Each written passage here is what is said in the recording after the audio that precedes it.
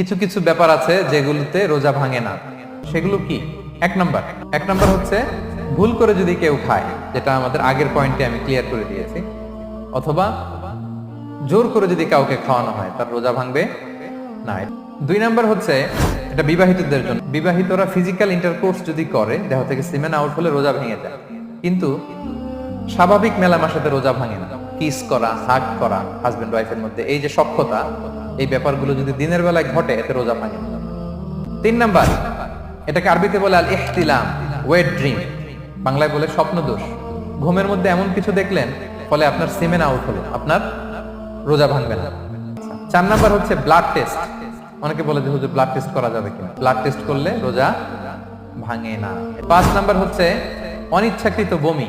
এটা আমি আগেও ক্লিয়ার করেছি যে ইচ্ছাকৃত বমি করলে রোজা ভাঙে, কিন্তু অনিচ্ছাকৃত যদি বমি চলে আসছে, ভমিটিং হচ্ছে, আমার রোজা ভাঙবে